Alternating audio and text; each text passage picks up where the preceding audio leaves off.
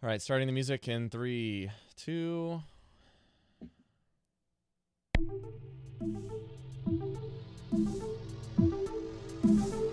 Welcome to the podcast that buffs your Hearthstone game. This is Velen's Chosen. Not all who wander are lost.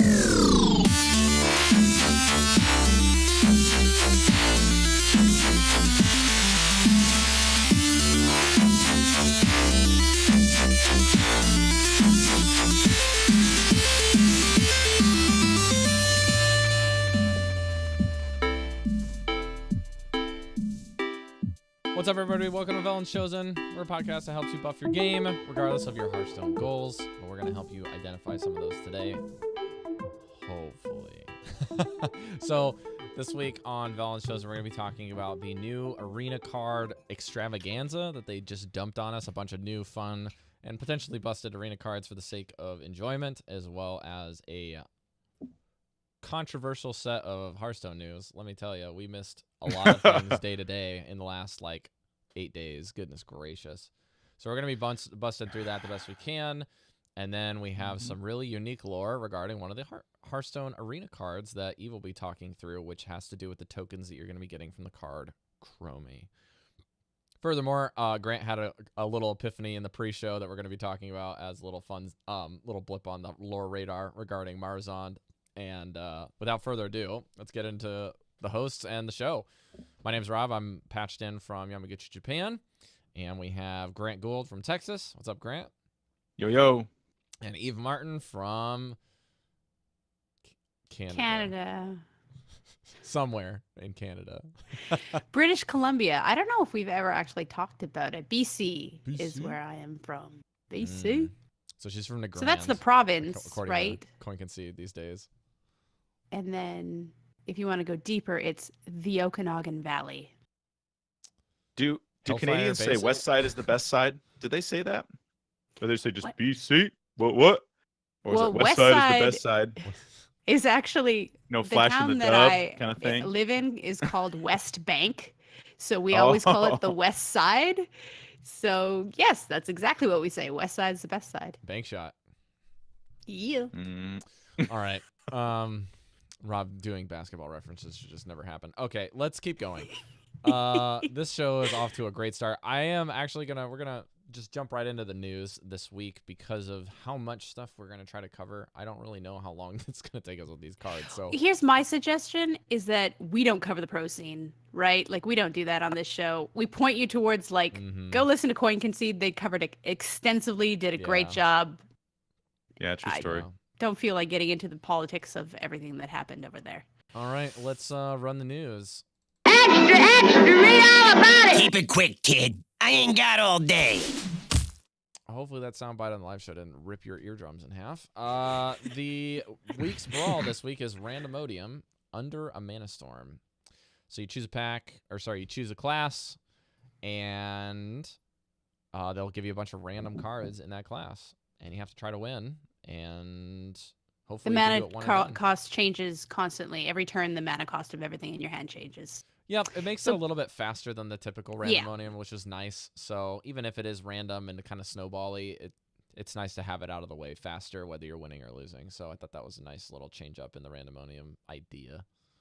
We probably, we've had this one probably more than any other Tavern Brawl, but if you didn't know by now, the tactic is kind of to hold all your big, huge cards in your hand because they could end up being either 0 mana or 2 mana. 2 mana, And you could play them Onyxia. super, yeah.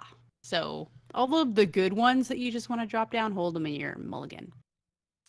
Grant, any comments to follow up? Oh man, this Tavern Brawl made me so salty. I was sitting Grant? I had a break at Vacation Bible School this week at my church, and I was sitting there playing. I'm like, oh cool, Tavern Brawl, I'll just knock this out. Turn 1, he drops an 8/8, what's that bone dinosaur from Karazhan? What's that? Or what's that one? It's an 8/8. It has taunt if you have a beast in your hand or something like that. You remember what that card is? Devilsaur. That one. He drops it turn 1. I'm like, win. what? So I'd lost pretty bad real fast. And then I was playing a shaman and I was totally trading good and I was playing good Hearthstone. I'm like, totally going to win this. I have a full board. There's no way he doesn't have the damage to beat me unless he has Cold Blood. But he doesn't have Cold Blood. He doesn't have that card. Cold Blood. Not It's Cold always Blood. the one that they have to have, and I'm wondering, Shaman Yeah, Cold is Cold Blood is. It wasn't Shaman. It was card. the other one, the 5-cost one that buffs everybody. What's it? I said Cold Blood, but I meant Bloodlust. Enrage. Bloodlust. I meant Bloodlust. Yeah, he only had like a few dirtly minions, but he ended up hitting me for over 20 in the face because he had that one card, Right. and he'd been playing bad. He'd been trading terribly, and I was just like, Rewarded. rewarded for playing bad because he happened to have the one card that I didn't think he could possibly have. For those of you listening at home, sometimes I do give them a little bit of time to see if they can figure out what the card is. He lets us hang what's the card? and Snap, snap, dangle snap. for a while. What's that card? I said Because Cold Blood let's- because Guys, Rogue it's is on Bloodlust. my mind. It's Bloodlust. Yeah, I had like a Lich King against me on turn 3, so I was just like, you know what? I don't feel bad just conceding right now and trying again. I'm okay with that. Yeah. Stone Cold Bloodlust. All right, let's This is go one- to the update that's where we got on June 8th, which changed some cards. I don't know if you guys are aware. I'm sure you probably saw the firestorm on Reddit or even the Oh, dear lava Lord. mound that is all over Twitter if you follow the hashtags. Those are definitely not hashtags you saw, but the Tess Greymane had a major adjustment as well as Shutterwalk and Lanessa Sunsorrow, where they started trying to make things uniform with Yogg-Saron.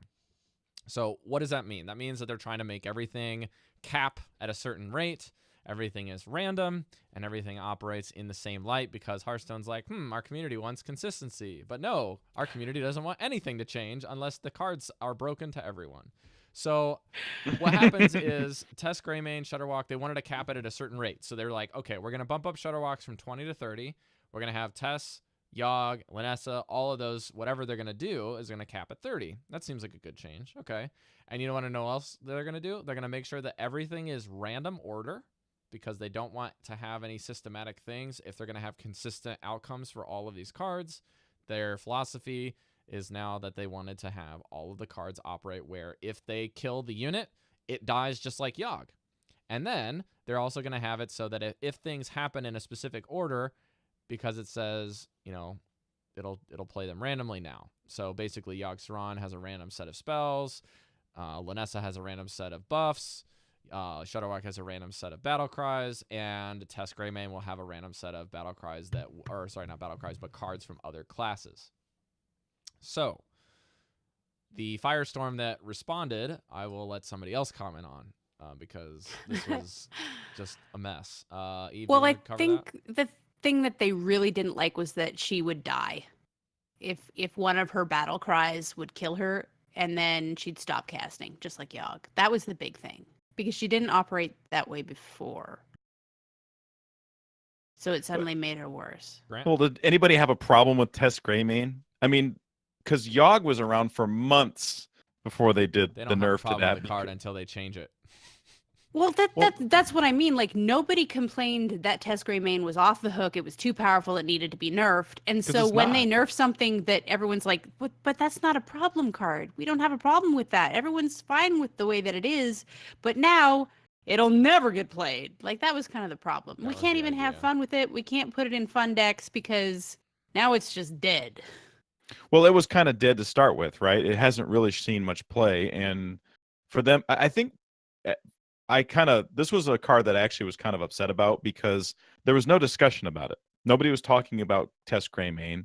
Nobody was saying, "Oh man, this card I'm really worried this is going to become a Yogg-Saron type of card and show up in all the tournament decks and just flip games and take snatch wins from the hands of people who had been playing better, stupid stuff like that. That wasn't even on the radar. It's like, oh no, we're going to nerf it we're going to change it for no reason, just because we can and not tell anybody. And the community was like, but why? What's the I do problem have here? a problem with that, though, because that presupposes that they only nerf things when we have a problem with cards and when we complain about them, which we actually have said before that we don't want to happen, that they only nerf cards when there's a firestorm on Reddit, right? We don't like it that when a whole bunch of people whine, all of a sudden they change things. What if their next couple of expansions have similar cards that are going to be doing things as well, and they want across the board everything to be the same, to work the same way for consistency's sake, because we can't see 2, 3 expansions in the future, other cards that they're making right now. So this might have been a change to kind of be like, looking at the next expansion, we know this is going to be an issue, or we're worried it's going to be an issue, so we're going to change it now. So to us, it's out of the blue. Hey, we didn't have a problem with this card. But within the company, who knows what's going on there? You know, I see your point, but at the same time, if it, let's say hypothetically, this is something that can just change like that, right? This is just a matter of this is a fairly simple fix, right? It's just how the card From functions. what we No. understand. From No. From what we, we, at least they as made it seem non-game like it was, oh, designers just, and developers think. well, the reason I Well, posture just one that, sec though. The reason people got so upset was because of all the bugs that came out of this. Like as soon as they made that patch, all of a sudden a whole bunch of cards that weren't even involved in it at all were not acting the way that they used to. There were so many bugs that came out of this patch that people were like, oh, you not only did something we disagree with, now the game's like broken because of it. like There's a whole bunch actually of stuff broken. that's, yeah, like a bunch of stuff is not working the way that it did before the patch. Well, the reason I wonder it makes me think it's not that big of a deal is not because I'm a coder or anything like that, is because the flippant way with which they went back on it. Community got upset for less than a week, was pounding their table for dust and this and that because of a change which I personally disagreed with, and all of a sudden they're like, oh, we'll just change it back, which makes me think it's not that big of a deal, or they had their ducks in a row with the process and how to do that. You know what I mean? To the point of where maybe it is a big deal, maybe it's not, but they don't make it seem like it's a big deal. Whereas in the past, some of the stuff was like, yeah, we could change this, but this would take a lot of time for coding or this and that. And I mean, there have been some things that, at least it seems like there's been some things that they've said that about. I could be totally wrong, talking out of my hat, so to speak, but Well, I don't know. What I think is that sometimes the team has a little bit of, I don't know if it's the right phrase, but cognitive dissonance between what they think the community is going to react to, what we care about, and what they can just do and it's not going to cause a problem. Like, I don't think they foresaw this uproar after putting out the patch notes. Maybe like within their team, what they're working on, they're like, this is reasonable, this is fine, we can do this. And then when they get like this big outcry, they're like, whoa, what? mm-hmm. And then they go, okay, let's rethink it and say, do they have a point? Should we change this? Is this reasonable? And then if they feel like it is, they change it, right? Yeah, I don't know. I mean, I guess not knowing what they see on their end, I mean, I'm all about like looking down the future and saying, okay, well, we know these cards are coming out, and we know that current cards in the set are going to have X interactions with them, whatever they may be, and we'd really like to avoid a few situations. I get that. I it seemed awful flippant, and there was no discussion. I mean, I agree. I don't think that anytime the Reddit torches and pitchforks come out that Blizzard should just kowtow to whatever they say. Mm-hmm. But at the same time, when there's radio silence on a card and then just, well, we're going to change it, I guess I'd like to see a little bit more of a, I don't know, an anticipation in discussion. Just like, yeah, we're not quite sure this card is functioning the way we'd like it to. We're going to look at some balance changes in some cards. We don't know how yet, but this and that. I don't know. I'd like to see that personally. Well, Maybe I'm just asking for, everything on the silver platter from the world. But the response to that was, this quick change is in a response to people asking for more quick changes instead of like an announcement of an announcement and discussion. And in the future, we're going to nerf some cards. And then, that kind of slow process. People were saying, why can't you do this faster? Iterate faster, respond to things faster. So this seemed kind of like, okay, we're just going to do that. And then it wasn't communicated properly. And then people were upset because it was like a big surprise, especially before, an actual money on the line, people going to play tournaments and that affecting their decks. Well, which Cantega is in the what chat happened. just reminded me that part of the outcry from the community was because Danae specifically cited Tess as being a card that would be different than Yogg.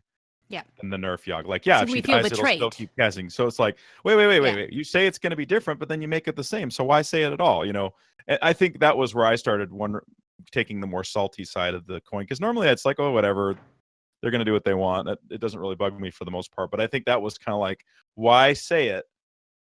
And then say it, because I remember we talked about it on the show. We said, hey, yeah, this is really cool because if she dies, she keeps casting, so it's not like Yogg. But when I think even on the show, we said something to the effect of like, it's a lot more controlled than Yogg was, so that won't be a big deal.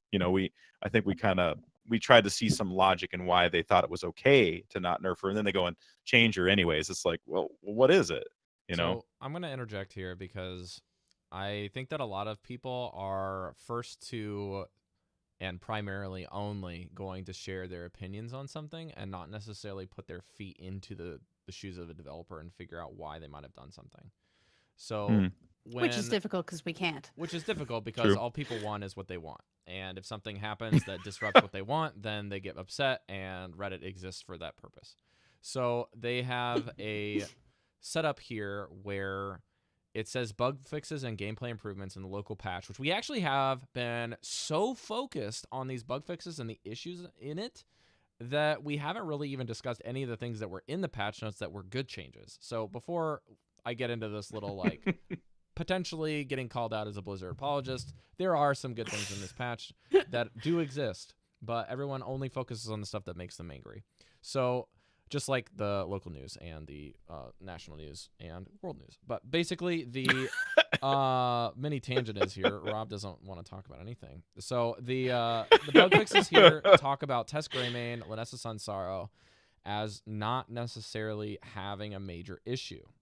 This means that they have a bug that has been fixed, which means that for some reason, from the point in which the card was designed, printed, and made, and questioned on Twitter about interactions and how cards work, and the development team lets people know, like what Contego was saying in the chat, that this is what people are doing with the cards, as like they asked Danae, what does this card do? Does Tess kill itself? No, it operates like pre-nerf Ryogg, right?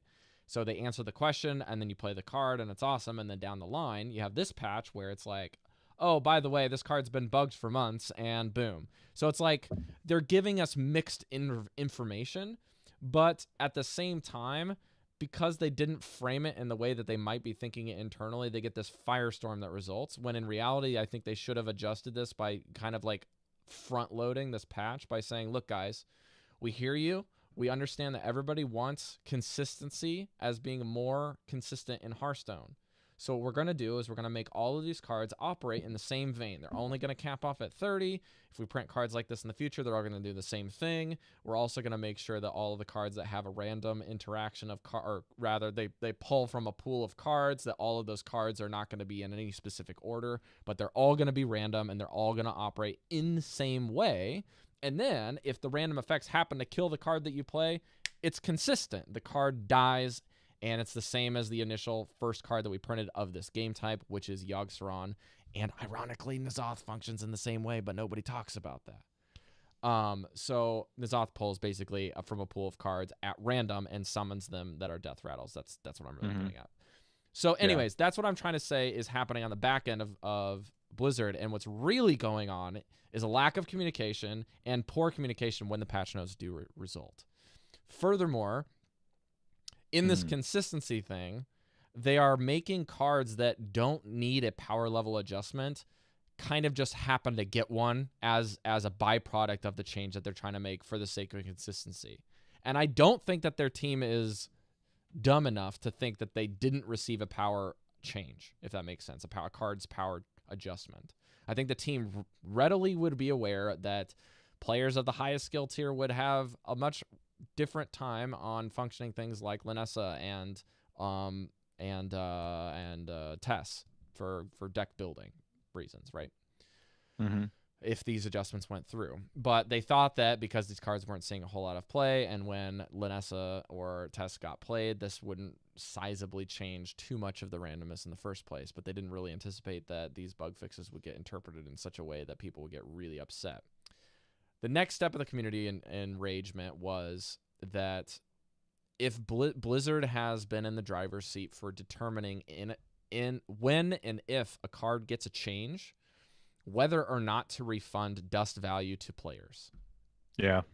And this was actually first brought up this over the course of this year, or this new standard year, when Shutterwalk received its first nerf or adjustment according to Blizzard, and nerf according to the community. Depending on who's making the definitions will determine whether you get full dust value when it changes or not, is kind of what happens. So Blizzard didn't think that these changes would be a sizable enough thing that it constituted between a card's adjustment and a power level tweak. So they said you don't get full dust value if you decide to disenchant this during a certain window. So I wanted to make sure that all of these things were for topic points that we didn't miss in this discussion. And I think it's kind of like in Star Wars where Luke accused Obi-Wan of lying to him when he said, "You told me my father was dead," and Obi-Wan said, "It is true from a certain point of view." A certain point of view is this card was nerfed, and a certain point of view is this was just a card change to make it more consistent with the rest of the cards.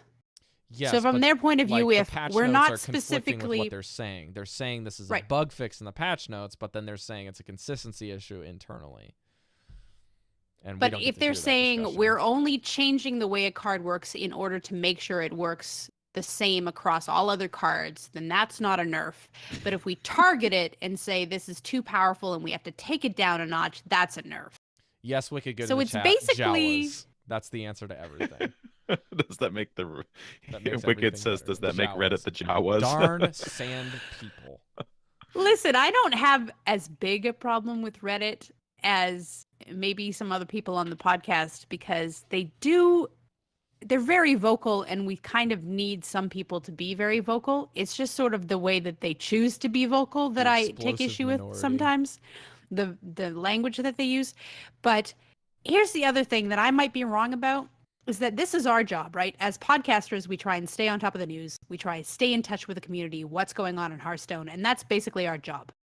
Their job is developing a game. So they might not be as in touch with what's going on with the social Hearthstone sphere and how people feel about things, because that's like your community manager's job, your social outreach. I don't know what the name of the person would be, but there's like a person whose job that is, and the other people, their job is to make the game. So when we say, how could they have not known? How could they have not seen this coming? I think it's because we're so entrenched in like everybody's opinion and how everybody feels because it's part of our job and we're invested and we care about the game. But for them, it's more like they're working on the game. And I think it's kind of okay if they don't always know how what they do is going to be seen and reacted to.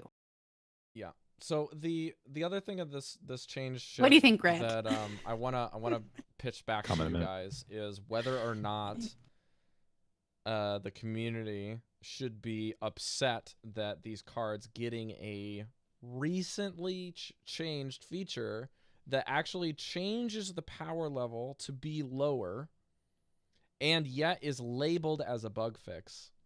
Whether or not those emotions of feeling kind of disrupted and kind of cheated out of a card that they were playing to get the dust value out of this. Because the biggest argument that I've been seeing, and the reason that they did revert one of the changes back to the way it was originally, well, for Tess being back to the way that she wouldn't be able to kill herself, right, with the changes, was that if you're changing the card text for the sake of consistency to operate, or sorry, you're changing not what the card text says, but rather what the card does to match a previous card that did the exact same thing before they said they're going to quote-unquote nerf or change Yogg-Saron to do something else, and mirror that with a current card of Tess Greymane to do the same thing and not give dust value for it.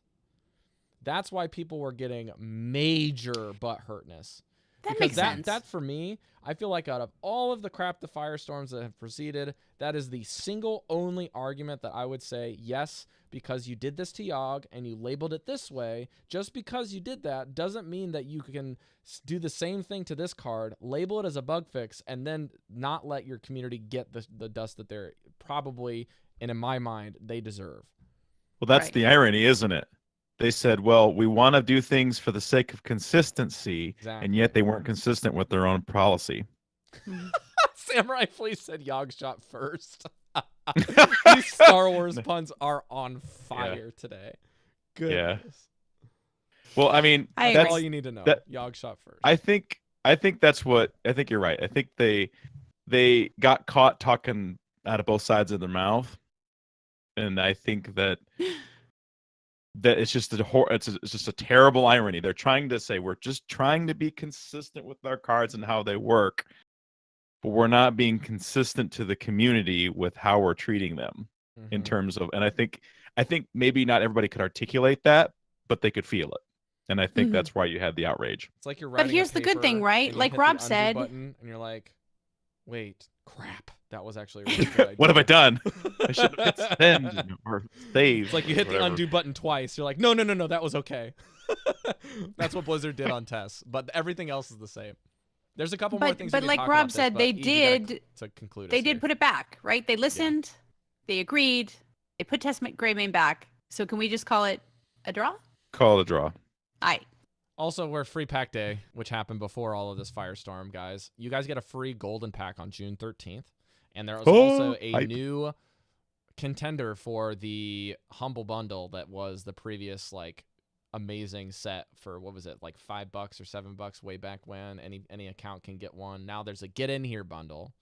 Get in my belly. You can go and get 2 packs of all of the current standard year. You can get Knights of the Frozen Throne. You get 2 of those. Witchwood packs. You get 2 of those.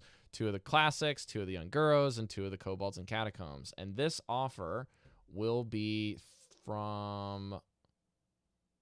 Is this the Taverns of Time same set from June 11th to July 2nd? Or is this just a permanent thing? Because it says... Oh, No, here we go. it's for a certain amount of time. It disappears June 19th at 10 a.m. Pacific. So get in here before the 19th. And if you want a golden pack, you just have to log in during the 13th of June. Hey, I'll tell you what, I bought 2 of those pack the Bundles. 2 of the sets. I guess you could say the bundles. I want to say packs, but yeah, bundles. And it seemed like a really good deal. Like if you just need to get dust, it's a good dollar for dust ratio. So those of you who are out there trying to build your collections, or just trying to fill in the gaps, or just trying to get resources so that you can make the decks you want to make, I'd highly encourage you to go take advantage of it while it lasts. You know what? Just for a side note, for those of you that are actually like real in the weeds for monitoring your pity timers, and for those of you that are unaware, there's like a pity timer, which means if you go so many packs without opening a legendary or an epic card, that your odds actually ramp up at a certain point where the statistics will be like, holy crap, you haven't gotten a card in so long and you're getting screwed by RNG. So boom, after so many packs, you get your pity timer will reset, because you will definitely get a legendary or you'll definitely get an epic card after this point. This has been a proven statistic that Blizzard has kind of been like not really doing, but the statistic data analysts out there have been monitoring it so that it is like 100% true. And then they made the change where you don't get duplicates of your legendaries anymore on top of that, and voiced it. If you get the free pack, that is the golden pack, the golden packs do not operate on a pity timer. It is raw. Like, there is no pity timer, because the only way to get these prior to free pack day was through Twitch Prime when they offered them. Right. It's a classic pack, just so you know, if you were wondering which one it is. Golden cards. Yeah, all golden cards, all classic, and you can only get it if you log in on June 13th. So what That's you're it. saying, Rob, is what you're basically saying is that golden packs, with golden packs, people might think that, well, I have never opened a golden pack, so within my first 10 golden packs, I'm going to get a legendary. But well, no. it's more like 40, I guess, is the 30 to 40 is kind of the range where it starts ramping up significantly, with a very slight bump in like a percentage point up from every pack after that. But do you know if they factor the golden classic pack as just like in terms of the pity timer? Do they factor it as there's not enough just data. a classic pack? No, nobody knows. We've only ever had 2. We've only had 2 prior to this one, from what I understand, for Twitch Prime. Now, again, you don't have to worry about correcting us, because there's been a lot of promotions for Twitch Prime that we're not really keeping track of. But we do need to keep moving. The daily quest got a significant change. There is a lot of new daily quests. Let me read those off for you. Time Walk. Take 15 turns, 60 gold, and 60 dust. Eon and off. Eon or Aeon and off, depending on where you're from in the world. In Japan, they pronounce Aeon as Eon, but takes 25 turns, 80 gold, 80 dust. The Alpha, play 5 minions that cost 1 mana. Reward 60 gold, 60 dust. Card Boiled, I love this name. Draw 15 cards, 60 gold, 60 dust. Card Mode, draw 25 cards, 80 gold, 80 dust. Spell of a Time, play 20 spells, 60 gold, 60 dust. Time Will Spell, play 35 spells, 80 gold and 80 dust. And off the scales, play 3 dragons, reward 100 gold and 100 dust. These are fantastic. And they seem so much easier. Yeah. Just like take 15 turns. Yeah. It's just like play Hearthstone. Don't have to change your deck. Don't have to play a certain class. Don't have to win with a certain class. You just play. And the rewards are Man. twice as good because you're getting dust, which is arguably My first better for card collectors than card packs and gold. Easily. Well, my first thought was like, I'm already back in my day, I used to have to win 5 games with a crappy deck just to For get 10 60 gold. gold. Took me hours, for 10 gold. 10 Yeah. gold.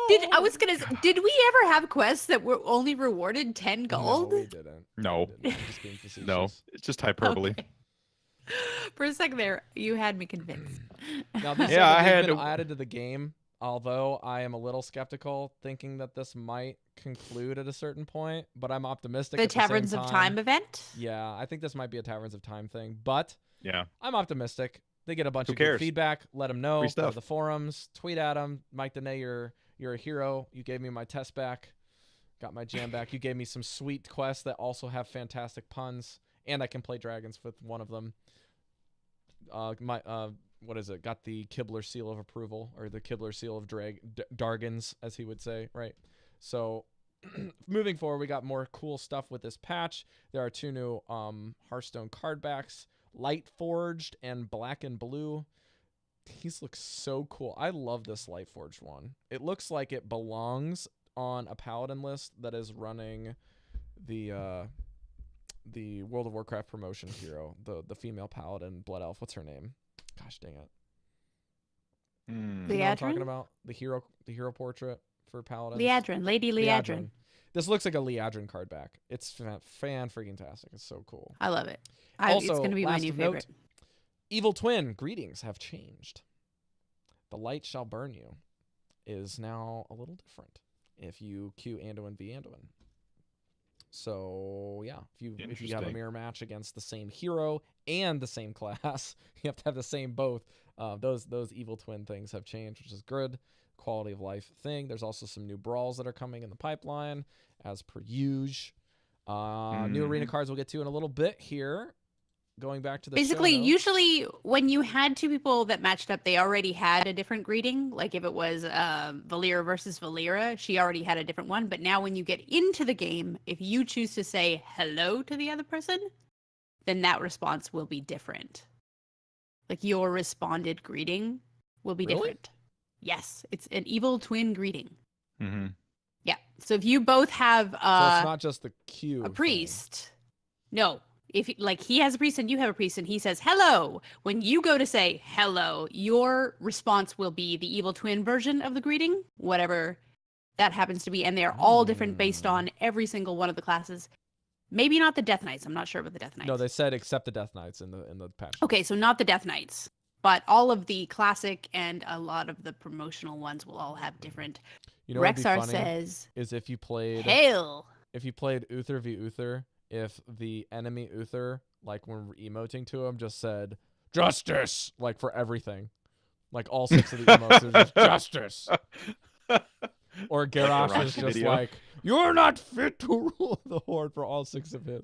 I don't know. I want to see like common like colloquial street terms like in the greetings, like they're all being like, "How you doing?" Something like that.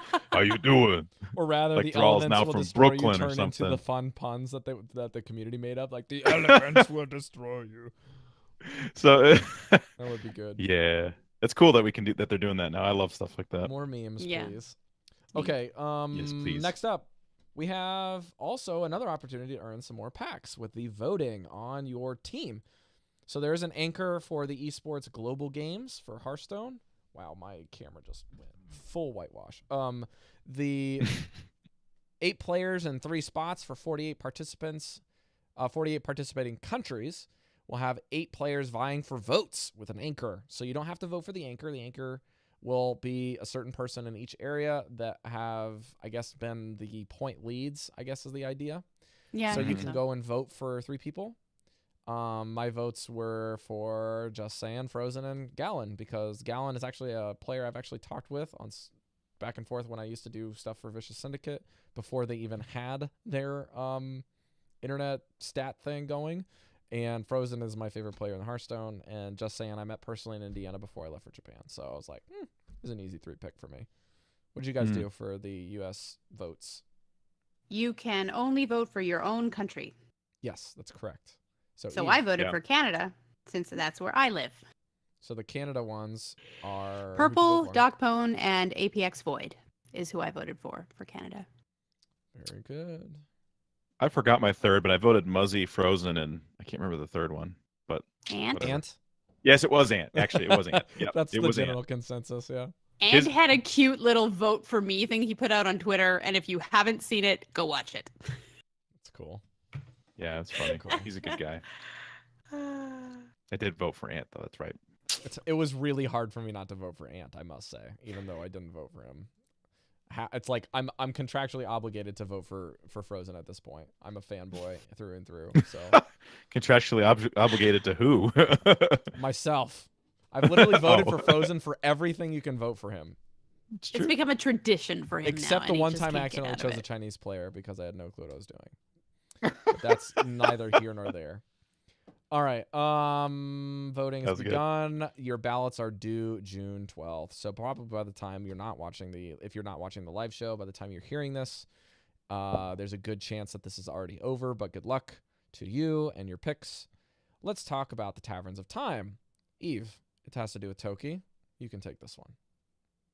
Toki has tangled the timelines. They're doing a nice, fun little alliteration here. Experience chronological chaos as alternate realities collide in the tavern. So you can draft 28 special cards unique to the arena, which we're going to be kind of talking about. Maybe all of them, maybe just the ones we think are really cool, but some of them are just like bonkers. And there's going to be special Taverns of Time daily quests, which award both gold and dust. So this is what you were saying, Rob. We think that it's only going to last till July 2nd. And then those crazy quests with the gold and the dust are going to be phased out at that point. But it starts June 11th and goes to July 2nd. There are a lot of just with a lot of flavor towards time cards being put into the arena. And finally, we were saying that Toki would have been perfect as Chromie. And the reason they didn't make Toki Chromie was because they already had Chromie. They made Chromie into a card, and she's going to be in the arena, which I'm super excited about. Should we start going over the cards, Rob? Before we do, I missed something in the news regarding the free pack day. There is a brand new free pack promotion video that uses all of the characters with a very cute Murloc and a very, very funny orc smashing a table that I will not give you any more spoilerinos, Cappuccino, but you will enjoy it because there's one of pretty much every style of Hearthstone player when they open card packs represented in the video to a T, and it's really funny. So you'll have to go watch that. You can find it on the Hearthstone. You can find it on the Googles. You can find it on the YouTubes, and plural, all of the things. All right, Eve, take us away to the arenas. There was actually like a small secondary story that was going on in that video that somebody pointed out later that I didn't notice. As they're going through opening the different packs, there's the Blood Elf guy is just like immediately dusting all of his cards going, I've got it, got it, which a lot of us identify with. But in the background, the little Murloc is sitting there staring at him like, you're destroying all of these cards and I just want to eat them. Also, just, side note, Eve, if you actually notice what the hero or the type of players that exist behind the cards, like style of players opening packs and like all of the different emotions that you have across the board, all of the people that were opening them, the orc, the two-headed ogre, the little girl that's kind, the little Murloc that's just dumb. You have the arcane duster, which is, the blood elf.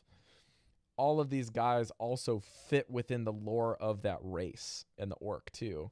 Like the rage monster smashes the thing, that's the orc. If you have the dumb one that's kind of like trying to figure out what's in the pack but doesn't really know how it works, that's the ogre. You have the one that's dusting arcane dust. You know, the people that are kind of addicted to arcane magic, turning things into arcane dust makes a lot of sense. And then the kind newbie that is very willing to hand over a legendary card to a murloc is the new one in the tavern. That makes a lot of sense. Well, she's human. Would you go with that? As Also, being having Reno like- Jackson open something and then fan himself with the cards is pretty cool too. That was the best. Mm-hmm. All right, let's get into Tavern Brawl, or not Tavern Brawl, the new Tavern. Taverns of Arena. Time Taverns of special Time. event. Yeah, so you're going to be given a free pass to go into this arena for the first time. Obviously, they always do that when they have a new event. So you can do it for the first time for free. And let's go through a couple of cards. There's going to be class cards for each. It looks like 2 for every class. Yeah. And then there's going to be 1, 2, 3, 4, 5, 6, 7, 8, 9, 10 neutral cards, and then some tokens that are created from some of the cards. So the Druid cards flash forward. Each player gains 2 mana crystals and draws 2 cards. Harbinger of Catastrophe. At the start of your turn, summon the highest cost minion from each player's deck. Ooh. That is so risky, but it is so fun. Because you have no idea what's in your opponent's deck. But say you're up against a mage, you might think that that's actually more doable, like less risky, because they might have way more spells in their deck than heavy minions. I'm Feel putting free to this jump up in on the at live any stream time. while you guys are talking. I'm just thinking about this card. Like that. That's a like. The Force tells me to play this card. I sense too many spells in their deck. I must play. I mean, it's like a Sixth Sense card. But it is a good name, the Harbinger of Catastrophe, because it's like, this could go very well for you, or you could pull out what's like the, oh my gosh, my mind just went blank. Not Guys on the live stream. I'll pull Malygos. that up. Malygos for the mage on his side of the board, and then all of a sudden You did. you did. Next, So the let's go. hunter has Chrono Shot. Return an enemy minion to your opponent's hand. It costs 2 more. So basically, one. freezing trap, except for a It costs targeted 2 more. spell. Yeah. That's a good one though. That's a super good one. Because now they can't play around it. I mean, if they've dropped like their 9-cost minion or higher, they can't play it. It's done. Yeah. Like permanently, game. it's going to be too much for them to cast. Mm. And Chrono is always kind of, in World of Warcraft, it has to do with like time gadgets that affect time. So that fits. Infinite Wolf. Now, I did not understand this to begin with, but Rush. After this attacks, shuffle it into your deck and give future Infinite Wolves +2/+2. So it starts out as a 4 mana 5/5. It's a beast. Mm-hmm. And then it rushes, it attacks, and if it survives, it goes immediately back into your deck and gets +2/+2. Now, also, if you manage to pick this card more than once over the course of drafting your arena deck, it says future Infinite Wolves. So that means anything left in your deck, every time you play this, is going to buff all the rest of the Infinite Wolves. But they can only attack once, and then they go back into the deck. You're never going to get fatigued. They had a if it Yu-Gi-Oh card like survives. this that was super mega busted. The only thing that makes it like halfway decent is that you can't be guaranteed to ever get more than one of these. Like depending on the buckets in arena, you might only draft one, which makes it, okay. But if you manage to draft a whole bunch of these. Oh, geez. And you know somebody will. They'll show up on Trollden sooner or later. Yes. It's going to be cool. Seems really cool. 5/5s for What's 4, next? pretty good. What's next? Mage, Cavern Dreamer. At the end of your turn, add a random spell that costs 2 or less to your hand. Wait, this is a mage card? Yeah. It's a 2 mana 1/3. Well, Mage loves those random spells just Oh, there getting it is. randomly added to your hand. But what's the bucket for 2 or less in mage spells? Flame Geyser. Well, what's the Frostbolt. Frostbolt. Frostbolt? That'd be good. Probably that one that you Arcane have to like missiles. use up all of the mana and then do damage, or is that in wild right now? Use up all of your mana and do damage to a minion That's in according wild. to how much mana you use. Okay. And that's Forbidden Flame. Yeah, Forbidden Flame. Okay. that might be okay. Arcane Explosion. Yeah. Looking up more Arcane things. missiles, we already said, I think. Costs. Now here's one that I'm not exactly sure how it works. Mirror image. The next mana or next mage spell is 4 mana. Consider the past. Add 3 random spells from the past to your hand. Now, if we think this works the same way Toki does, then these are wild cards. Wild only. 3 mage random wild cards. spells. Right. Is Oh, that Book the same of Specters language? is 2 mana, and Primordial Glyph is 2 mana, Hmm. Primordial Glyph is and really Lesser good. Ruby Spellstone is 2 mana, and Snap Freeze is 2 mana, which is awful. So you could get something really good. However, You could- I have seen Snap Freeze win games in Arena when given from a random card effect, for what it's worth. and it says at the works end like of the sap. turn, so it'll keep happening as long as that it survives. It's got an That's- aura effect on it. Yeah. Yeah. Yeah. Cool. But yeah, Consider the Past is going to give you 3 random wild spells from Mage. That is my understanding of how Card it art works. is so Could- cool for this card. Holy Could be smokes. cool. Could be good. Going to Paladin, 1 mana, Blessing of Eons. Give a minion at the end of your turn, gain +1/+1. I have a quick side note, Eve, for this. Yes. These are new arena cards, right? So you Yes. can't get these as a collectible card.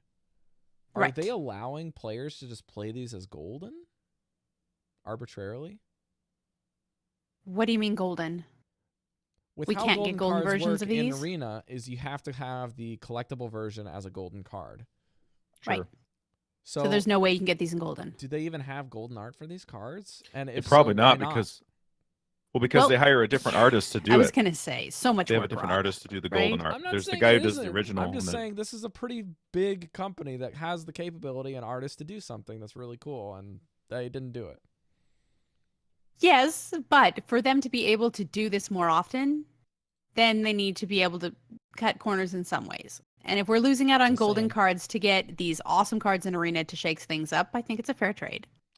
I'm not So disagreeing. this is with what you, I'm but asking it you, doesn't Rob. exist. Do you think that this minion will continue to get +1/+1 at the end of every turn from then onwards until it is killed? This Oh, yeah. says yes, because it says give a minion, quote, at the end of your turn, gain +1/+1 as card text buff, not as a at the end of your turn, give this card +1/+1 on the spell. It says give a minion this ability. It's 1 mana. Yeah. And all this of is these gonna cards are continue. busted.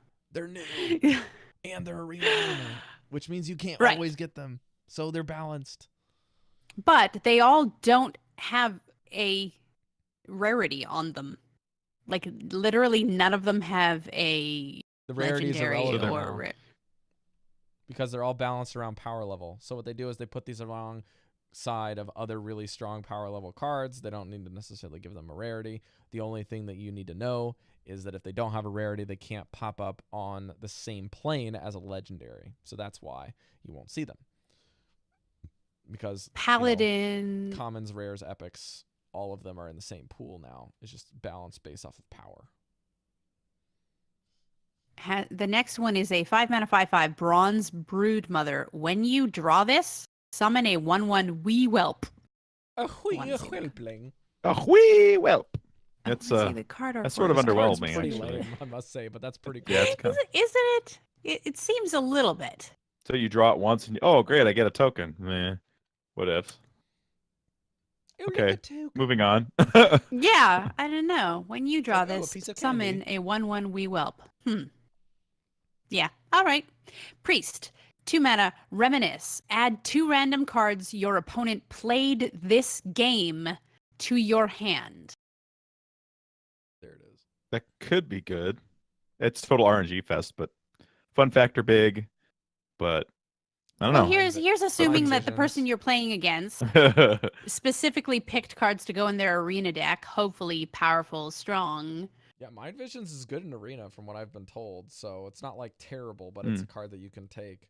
And given that this card is balanced around, like if you see a card where it's kind of balanced around the same power level, and this is like, let's say this is the same power level as Mind Visions, and they're both offered at the same time, which one are you gonna take? You're gonna take this one because it's 1 more mana and another card, so it's fine. It's a 2 mana Arcane Intellect that has a little bit more anti-synergy depending on how synergistic their deck is, which is not going to be much because it's Arena, so it's probably just strong cards that you're going to get and draw 2 cards for 2. This card's really good.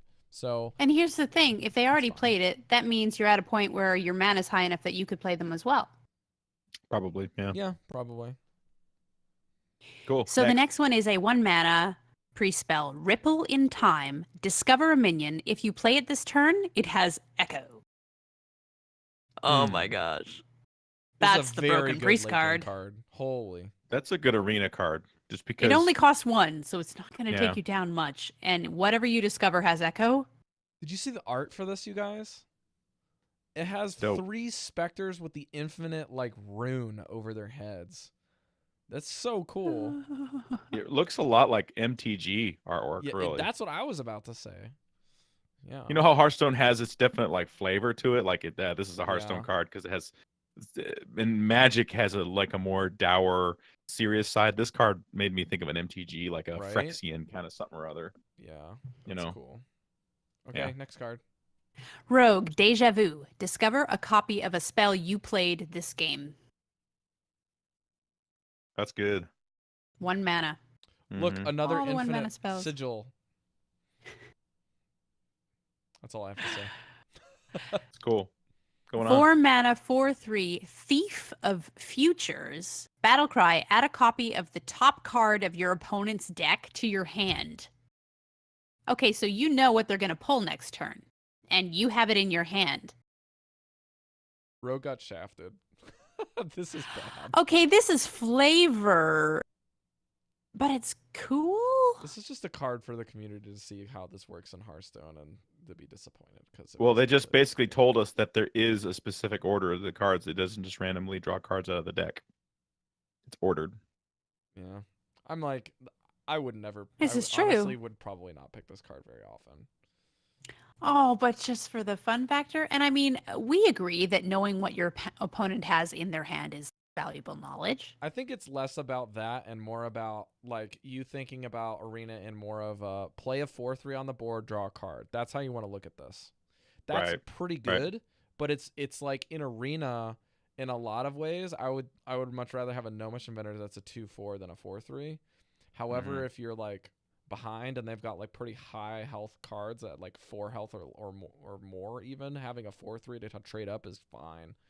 But I don't Late know. game, it's probably better. It's better Drawing a 'cause- card is okay, regardless of how you look at it. So it's like medium power. I think it's not terrible, but it's not baseballs.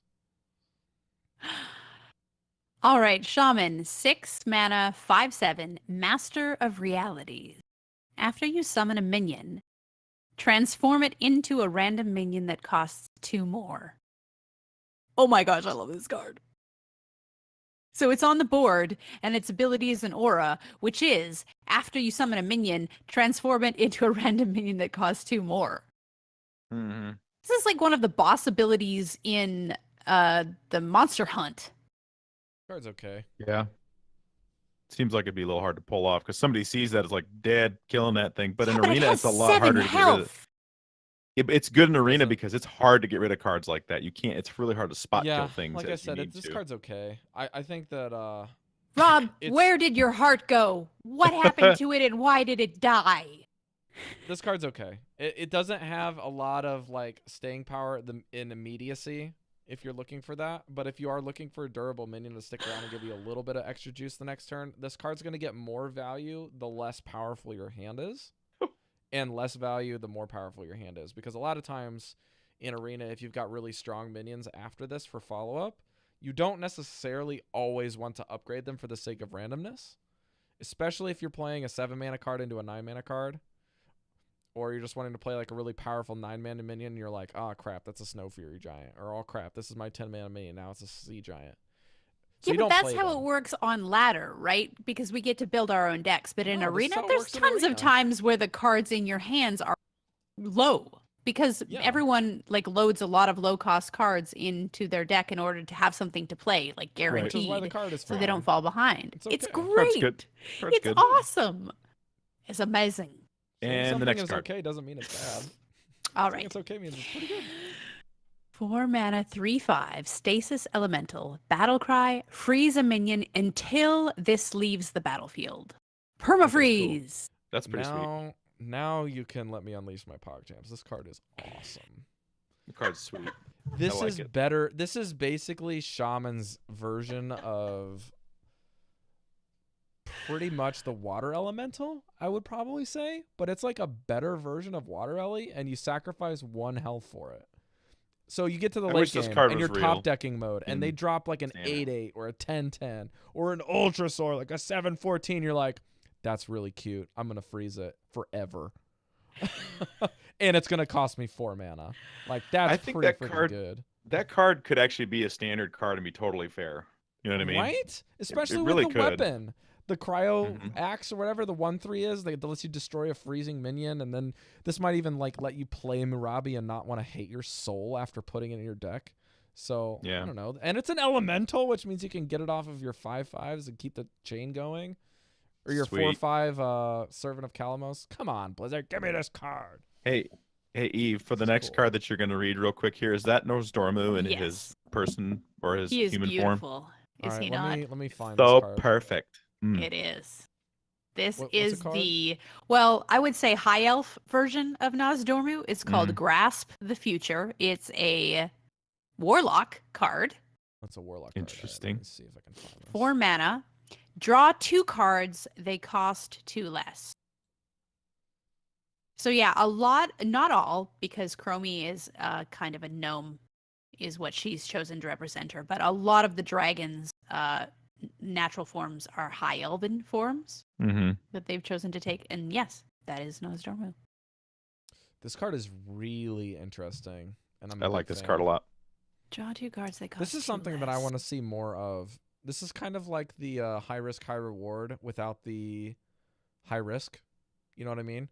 Because of Doesn't the Shaman have a card like this? It's called Farsight. Farsight, 3 mana, draw 1, discarded by 3. So Yeah. the So it's there's also fairly another similar. card that's like this in a different way, which is Bright-Eyed Scout, which basically lets anything go to 5 mana. Yeah. But the limitation is you don't know if it's going to be like, you know, a 10 mana minion, or if it's going to be like a 2 mana minion or a 1 mana spell, and it's going to go up to 5. This card's really cool. It's a little interesting to me that they put this in Warlock. I think it may be because the card is so powerful, and Warlock has a lot of ways to draw cards already with its hero power. I would like to see this in a different class, personally. But Yeah, this is a it good doesn't card. make a ton of sense to me, a but good maybe card. yeah. Okay, so the next one, 7 mana 5/5 dragon, Rift energy. Warden, Battlecry, discard a random minion, Death Rattle, summon it. I really like this. Because you could find a way to summon something you wouldn't have had the mana for. No, wait, it's a 7 mana card. You're already high mana. Anyway. So a side note on this card, it being a dragon is actually pretty intriguing to me. They're kind of like adding a bunch of random cards with cool effects, and then they're like, let's just like make it a certain style in the art and the name, and then give it like an arbitrary tag so that we have some more synergistic cards that are just good. I think it's going along with the whole theme of the Caverns of Time, because that's Yeah. all bronze There's dragons. also that too. So But I'm just saying, like, there's cards that benefit from dragons, and they're giving one for every class, and they're just decent or even really good cards like this one. That's pretty cool. I'm a fan of that. Mhm. Next. Warrior, Draconic Herald, 6 mana 5/6 dragon, Battlecry, discover a minion, give it +3/+3, then put it on the top of your deck. So also what Grant was saying, it's going to be the next card you pull, so we know it's not randomness. This is pretty cool. We know that card. your deck is ordered. The more I see these arena cards, the more I want something like this in standard to mess around with, just because, because it sounds cool. Sounds very cool. I get the distinct impression that this is testing grounds. This Could is be. testing mechanics, testing stuff.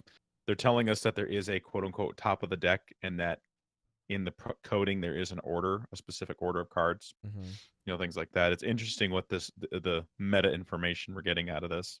I do think it's cool that it's all synergistic, like Eve said, around a certain theme. A theme. That's cool. Yeah. Do the next This one. seems cool. super powerful. It kind of reminds me of the Rexar hero power. The way that Draconic Herald works. Yeah, I'm with Okay, you. so Let's go to the next one. Next one. Fate Cleaver. It's a weapon. 4 mana, 4/2, 4 attack, 2 durability. After this kills a minion, destroy all copies of it wherever they are. That's dope. That's just such a cool mechanic. Whether it's good This or not, I don't includes even care. yours. Yeah. If you have the that's same super kind cool. of card in your deck that you're killing on your opponent's side, yours will be destroyed as well. But it's like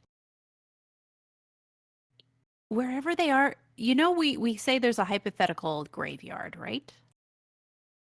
Mm-hmm. Would it destroy the cards in the graveyard? No, it wouldn't. Probably not. Because they would be brought back by It just says destroy, which means it sends them to the hypothetical resurrect graveyard. things. Yeah. There's no exile in Hearthstone, Eve. Right, that's what I was thinking of. I was thinking of exile. Or remove Yeah. from play from your Yu-Gi-Oh fans, or Exile Pokemon for our fans out Hearthstone there. only people is a term in Magic. There's when a creature, or in Magic would be a creature, when it dies, it goes to the graveyard. But in Magic, there's terms and things that can bring the creature out of the graveyard back to the board, and then so they had to come up with a thing called exile, which means it can't be brought back to the board. But then they have stuff that brings things out of Toast. exile. So French Toast said, "Finally, a counter to Feral Gibberer." noise. This It's is also a perfect. pretty good counter to Echo minions. For Well, what it's worth. Infinite Wolf was what I was thinking of. There's If also you the kill one of the Infinite Infinite Murloc, Wolves. Eve, which we're going to get Right. to in What? a little bit here. Infinite Murloc. Okay, so let us move along to the neutral cards. Chromie. Which, you know what? Let's save Let's do her her later. last. Yeah. Yeah. Let's do the We'll go Infinite on to that. Murloc next. Okay. I got it pulled up here. Do that one. 1 mana, 1/1. Battle Cry. Shuffle an Infinite Murloc into your deck. Your future Infinite Murlocs get +1/+1. Hello, Man. So this Snowball. is Nice to know kind you. My of name's like Snowman. the Infinite Wolf, right? Except for you're immediately going to get the thing put into your deck and also have the one on the board. Whereas the wolf has to attack, live, and then go into your deck, and you don't have a minion on the board. You never This go to card's fatigue pretty with this cool. card. But do you make a Murloc deck in Arena ever? It's not necessarily. don't need about the Murloc Murloc, synergy. It's about the value of getting this on one and drawing it fairly early on in the next 5 turns. You just get a Yeah. bigger and bigger minion the more you play it, and you don't go to fatigue in those long, grindy games. You will always have a good, perfect vanilla minion in your deck. Yep. All right, what's the next one? Murazond. 7 mana, 6/6 dragon. Battle Cry. From now on, your turns are 15 seconds. And you draw 2 extra cards. Woo. Which means 3.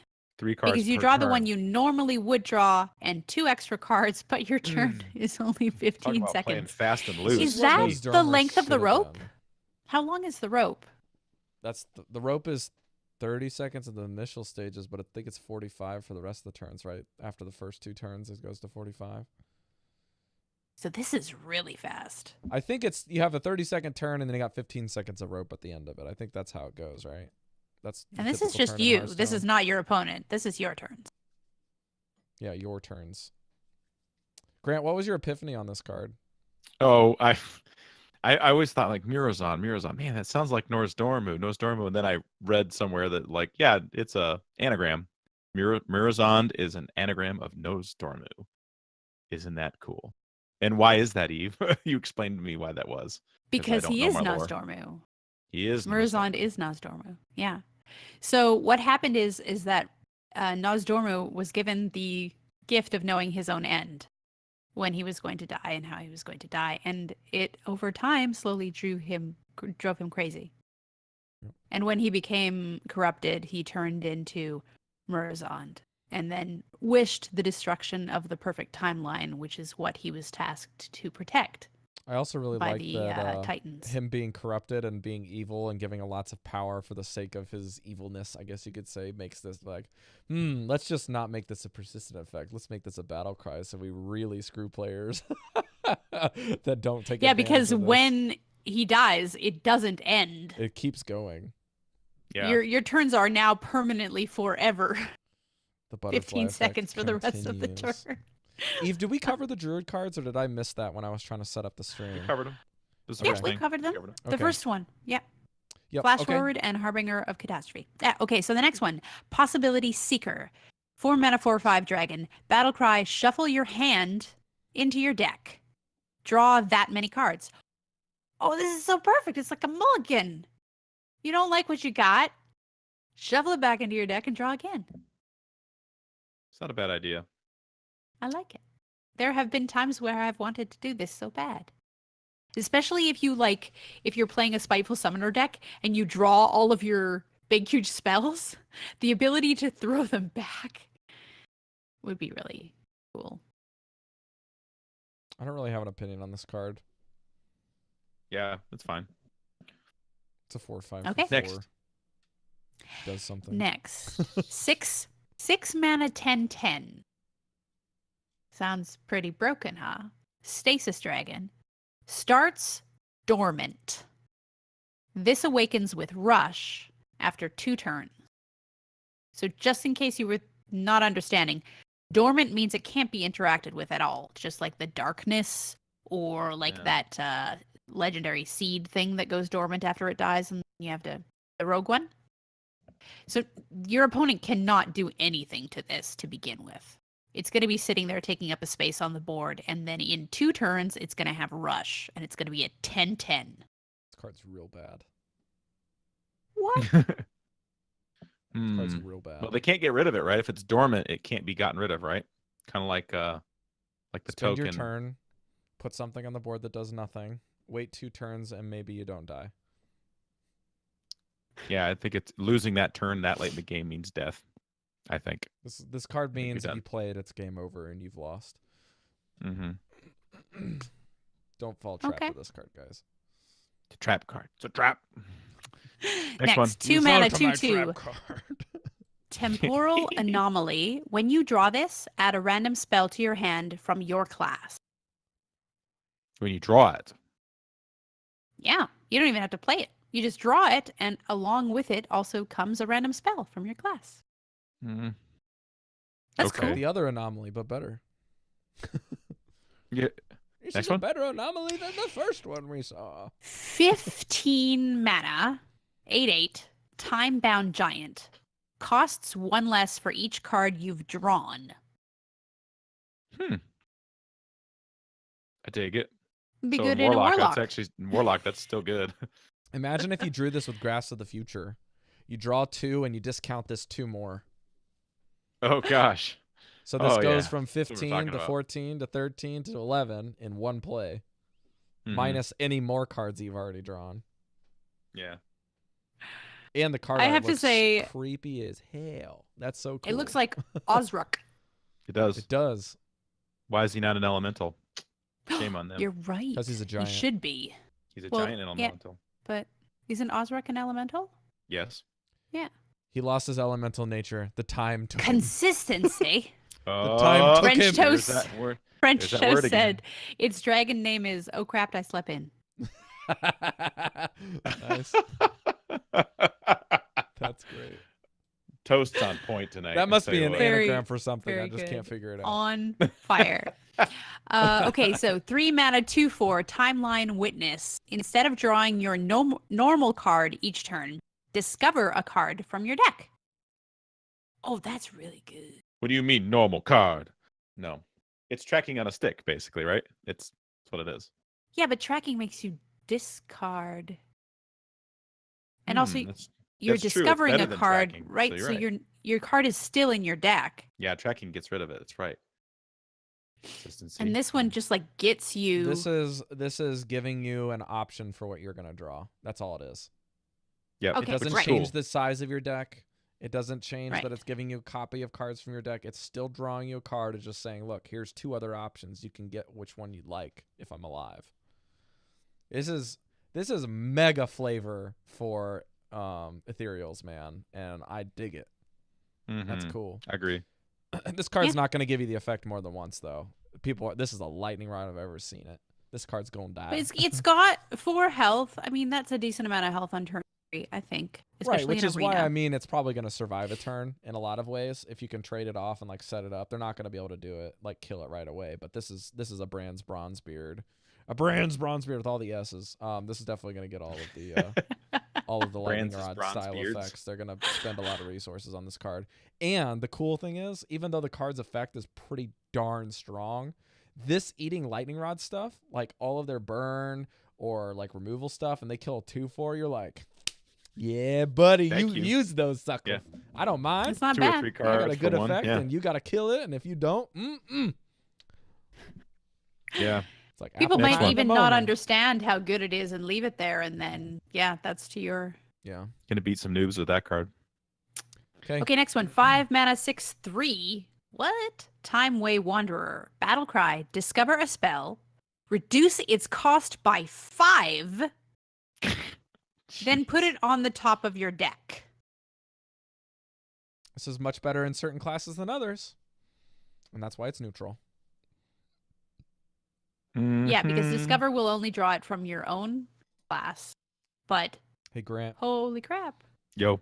what if I played this in Druid and got Nourish? It's a 0 Turn mana 5, Nourish. free Draw Nourish. 3 cards. Deal. Oh, 5 mana UI. Shoot, That sounds UI fun. 5 mana UI. That's even better. Oh my gosh. 1 mana. 5 Oh, mana yeah. Pyroblast. You guys are making me sick. 5 mana Pyroblast. 0 mana Fireballs. What other Druid cards can we make Eve sick with? Oh no. All 5 of mana, them, 5/5. All of them. Yeah, this is true. A 3 mana Oh, Cenarius. or if Cenarius you're playing this 8 in or 9 or Hunter, 8. you can Dire It's Frenzy a spell. for 0. It has to be a spell. Oh, it has to be a spell. That's right. A You can Dire spell. Frenzy Yeah. for 0, Grant. Get even more value for not doing anything. Let's see. In a Hunter, I could get. What's the like? There's the 9 mana card, Animal Call of the Compa- Wild. For Call 4 the mana. Wild. 4 mana Call the Wild. Seems But good. they're not wild right now, right? They're standard? Yes, they Call are. of the They Wild. are. Yeah, They, standard Call the cards. Wild is wild. Wild. Call the Wild is wild. Yeah, so Oh. never mind. Okay, Should last always one. play that way. We're gonna stop. 5 dreaming here. mana, Wildlands Adventurer. Battle Cry, add a random card from the Hall of Fame Mm. to your hand. This is a very small pool of all good cards, Yeah, I'm pretty sure. except for Molten Giant. or Ice Block. Ice Block's not bad. What are you talking about? I'd take a nice block and It's like and a 1 in random. 5 for Sylvanas, isn't it? Yeah, something like that. Ragnaros. 1 There's in only 5 or about something.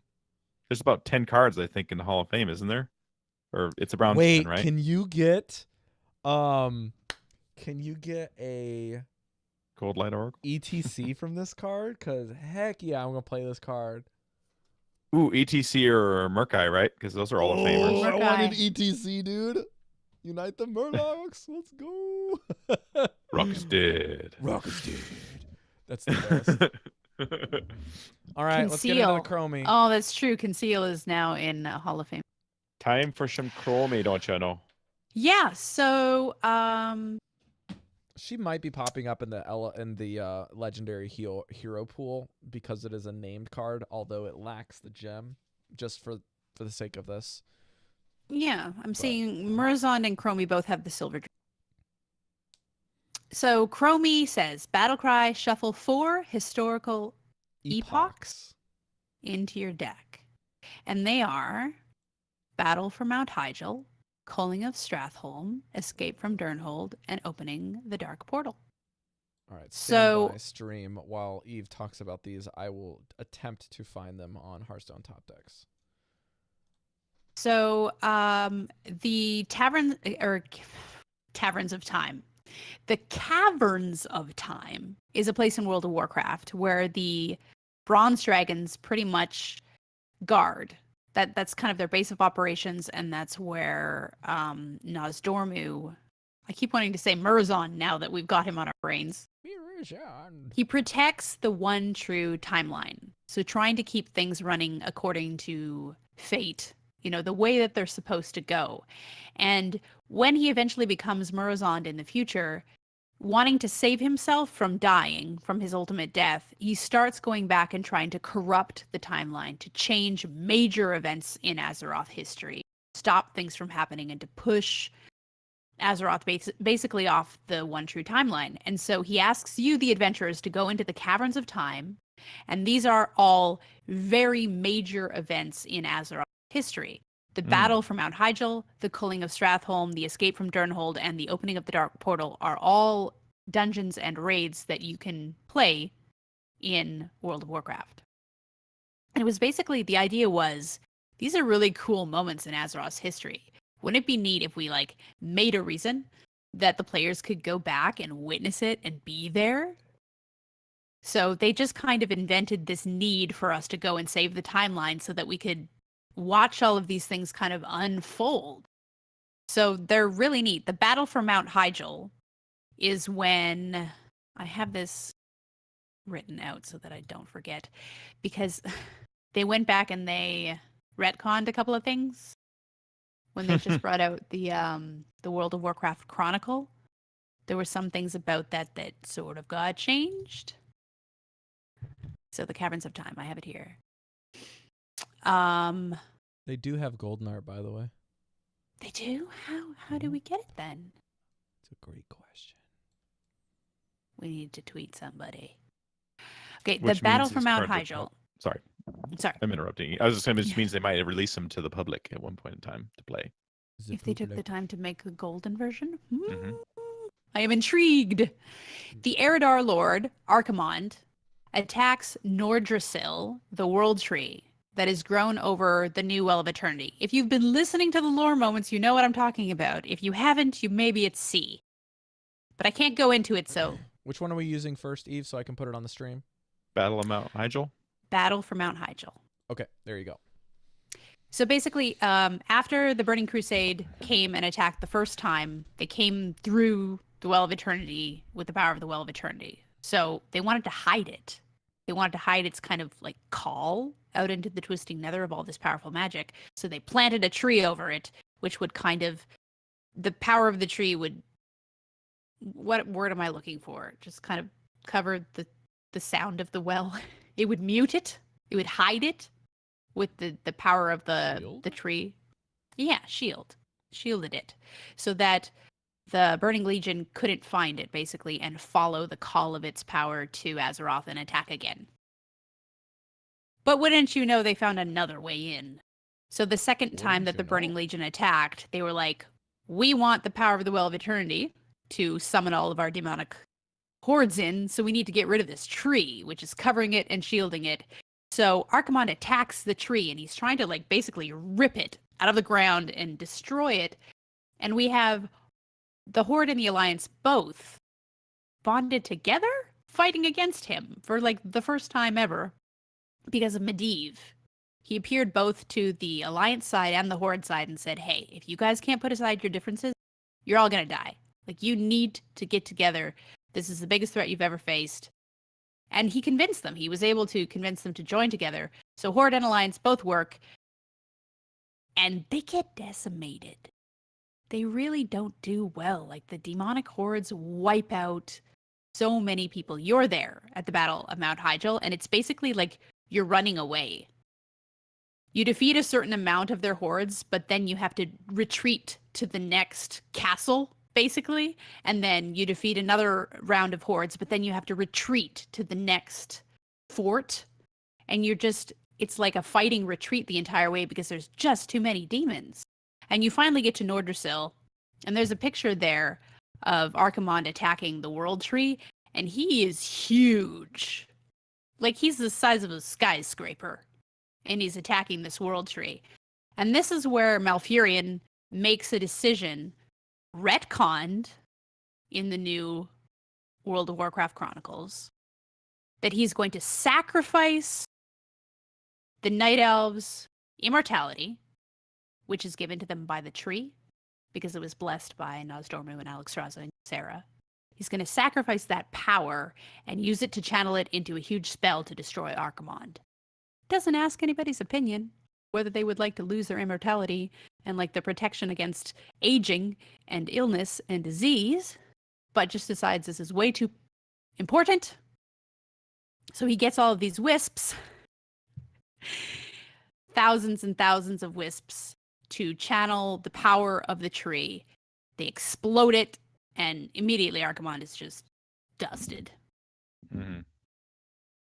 But the Night Elves lose their immortality and are now...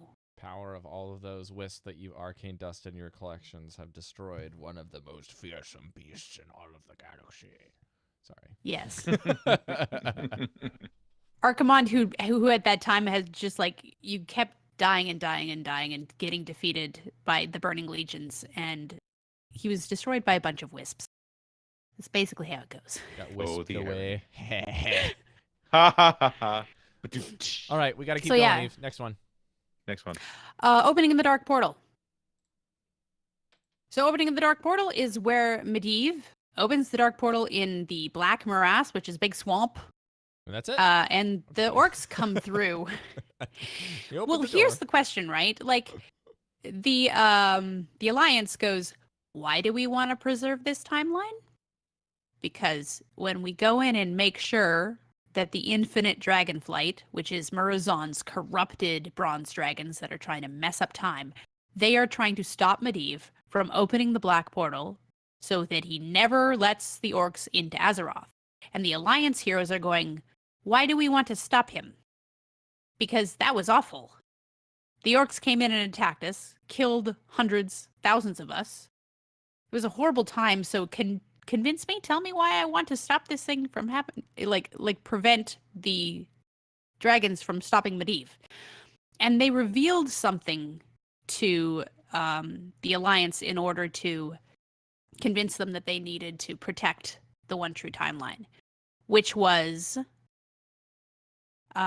if the Dark Portal was never opened, it's explained by the Keepers of Time, the Alliance would never have formed. Because the reason it was formed was to fight off the orcs. They were all disparate communities, different cities and spread out towns that were all kind of insular, and they never would have bonded together, joined together, become this powerful force of the Alliance if they didn't have this enemy, which was the orcs. So instead, the races that formed the Alliance would have descended into a chaotic civil war, and then the Burning Legion would have shown up and just massacred everyone because they would not have had a strong, unified force that was trained and battle-hardened and ready to fight and unified and everything that was kind of created by the orcs coming through the portal and attacking them. There's also a side note of if evil Time Lords are trying to prevent something from happening, it's probably a good idea. Just saying. So yeah, I mean, the orcs, of course, want to preserve this timeline because their planet was dying, and coming to Azeroth was the best thing that ever happened to them. Also, right? for They the had a life Horde now. Side note, but yeah. Horde people really, really appreciate it because they wouldn't have any faction to play in the game. Yes. All right, let's keep going, Eve. What's the next one? So, Escape from Durnhold Keep is where the player frees Thrall from his imprisonment. In the history, his friend Taretha Foxton was the one who frees him, but she's been captured by the This infinite is one of my favorite dragonflight. things in the Stratholme missions back in my WoW days. I played this a lot. Durnhold Keep, so you have to go and set some fires to distract all of the prison guards, and they go over, and then you go down and you free Thrall out of the prison, and he goes with you, and you have to protect him, and then he goes to find his friend Taretha Foxton because he's really worried about her because she was supposed to meet him there, and she never showed up. And unfortunately, in order for the prime timeline to go along, she has to die because that's what happens in the real timeline.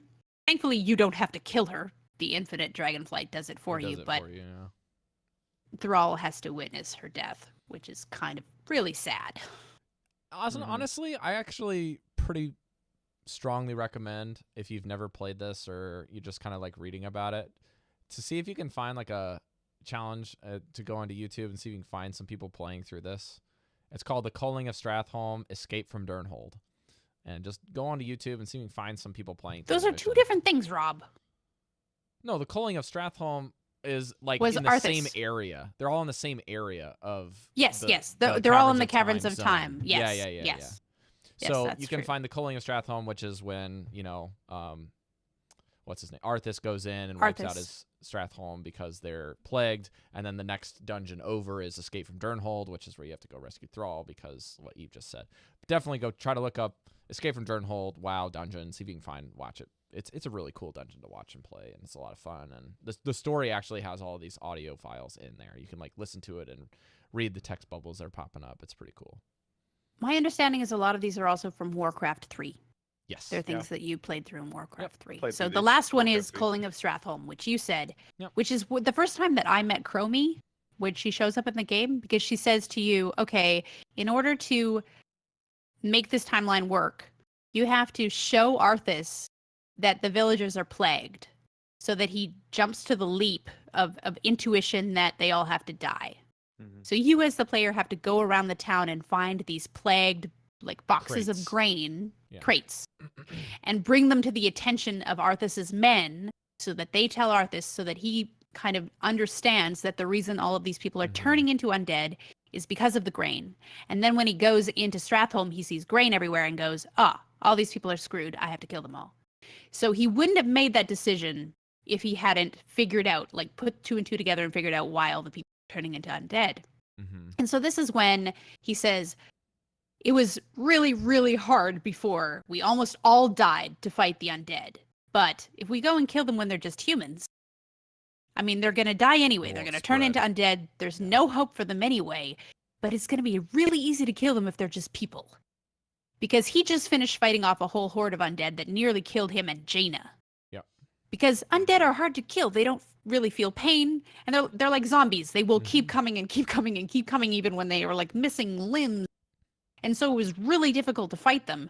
So he's like, even though they're still human, our job is to go in and kill everybody before they turn into undead. And that's when Tyrion was like, I am not going to be a part of this. Yep. And Jaina said, I am not going to be a part of this. I They can't both do leave that you. in good conscience. And they left. And you, the player, have to go with Arthas into Stratholme and kill everybody. Fight wave after wave after wave of zombies and bronze dragonflight, and yeah, it's some nasty business. The but- infinite dragonflight. The infinite yeah, infinite, dragonflight. sorry, because the they're the infinite bad dragonflight. guys. Yeah, the Yeah, so you have to corrupted protect version of Arthas. Bronze dragonflight. Yeah, you have to protect Arthas, and you have to make sure he gets to like the end of the mission and he kills all of the people. Also, Eve, I would say that it's good to watch both of the version of this in Warcraft 3 as well as the one in World of Warcraft, because in the WoW one, you just fight hordes of zombies more than anything, Mhm. and then you find the timeline. But like in the actual timeline in Warcraft 3, I feel like it does a much better job at representing the idea of playing as Arthas and trying to kill the villagers, because if you're fast, you can kill the villagers, and it's like really, really easy and makes the job so much easier when you kill them before they turn into zombies in the RTS style of the game. However, in the Bronze Dragonflight, or sorry, the Infinite Dragonflight, when you're fighting them in World of Warcraft and you get to the end, that represents the fight with Mal'Ganis a lot better, I think. Yeah, he's basically taunting Arthas and telling him, I'm the reason all of this is happening to you. Come and Yeah. find me, Prince. And It's the big, but they don't. I think it's because probably of the rating of the game, but they don't give you a whole lot of time where the villages are villagers. They Yeah. pretty much instantly turn into undead. So it's not like you're mowing down innocent civilians. yeah, and I guess Eve, the Stasis Dragon, also comes from. It it comes come from the from Toby or dormant. no? That's Oh, the okay. dormant. This is the dormant. Yeah, that's the version. token that comes Okay. from the. Yeah. So let's just quickly go over what they do. Battle for Mount Hyjal says, give your minions +2/+2, draw a card, cast this when drawn. So basically, Chromie puts all of these into your deck, and then when you draw it, it immediately casts, and then you draw a card. So you don't lose the draw a card thing. You're going to get this cast immediately as soon as you draw it, and then you're going to draw.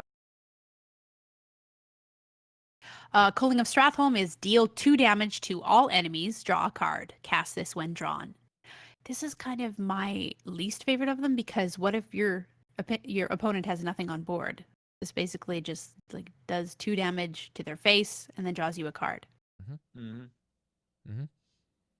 Escape from Durnhold, add 2 random spells to your hand. Draw a card, cast this when drawn. And opening the Dark Portal is add 2 random legendary minions to your hand. Draw a card, cast this when drawn. Oh, double Thanos, my favorite. Or better yet, getting So- Keliseth and Valenar when you've already got minions. That's even better. She's going to put all of these into your deck.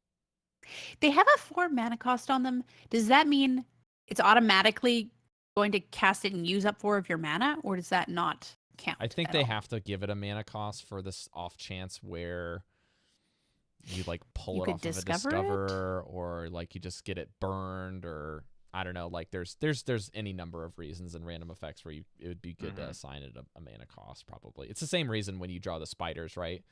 With the Strider, the Felderai Strider, they have a mana cost. It's for evolving Right. effects. It's for I don't know. There's any The number of rogue reasons. actually has discover a copy of a spell you played this game. Would that count?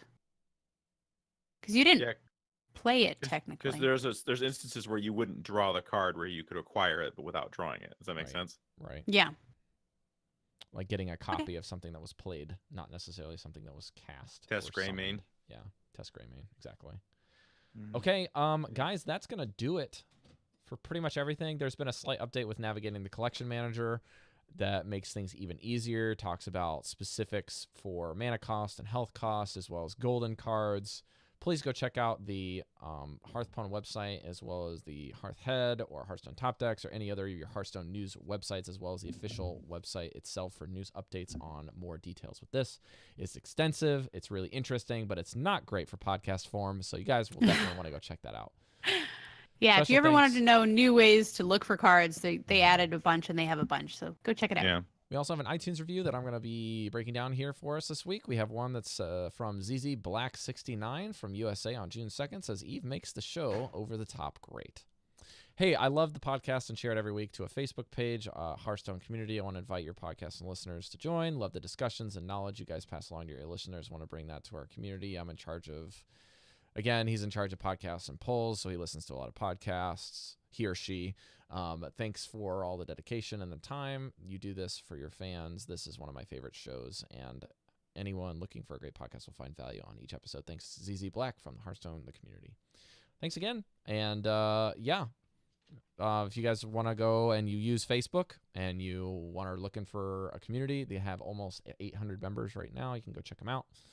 And he got a free plug because he gave us a 5-star iTunes review. So there you go, buddy. I don't personally use Facebook anymore. I know that Grant and Eve use it minimally themselves. So Yeah, not at Yeah. all. unfortunately, I'm it sorry. wouldn't Like, I benefit us. appreciate our listeners. I appreciate all of you, but I do not use Facebook and I'm not going back. Yeah. Discord here, and Twitter. Yeah. Mm-hmm. Anyways, we also, I don't think we have any new patrons, but I could have been proved wrong before. I will double check that while we go back through and let you guys know where you can find us. Grant has a little bit of an announcement regarding our Twitch affiliate stuff, though. Yes, I'll let him do we've that. been Twitch affiliates for probably a At month least an now. hour. At least an hour or some junk. No, no, we've been Twitch affiliates for a little while now, but we had to deal with some, Rob's in Japan and Eve's in Canada, and I'm American, so we had to deal with some tax stuff and getting that set up so we could accept subs. But we now have a sub button on our Twitch stream, so coolest thing you could do would be to sub to our Twitch stream, particularly from your Amazon Prime. If a lot of our listeners probably have Amazon Prime, because if you're a gamer at all in any capacity, it's really cool to have that because you get free stuff. But from Twitch, but Amazon Prime is also really cool if you like to shop from Amazon, like I do. I do it a lot. But they give you a free $5 sub to one Twitch channel if you want to throw us a bone. It'd be really easy. All just got to do is go to twitch.tv/Velen Chosen, Velen's Chosen podcast, and just click the sub button, and that'd be really sweet. Got that updated today, as a matter of fact. So if you haven't seen it before, that's why, because I took care of that this weekend, and today was the day everything went through. You It want to tell needed people to. how they can do that with Twitch Prime? Yeah. Well, you have to go to. You have to have Twitch Prime or Amazon Prime, either way. And just go to our website, which I think I just did, Rob. Twitch TV. Well, What, I meant more of like or the is there details something of how to missing? do it. Like a lot of streamers will probably tell you if you're familiar with it, but if you do have Amazon Prime, you can go and add and link your Twitch account to Amazon Prime. Then they will give you a free subscription that you can Oh, right. give to anyone, but it doesn't recur like a normal Twitch subscription does with your payment.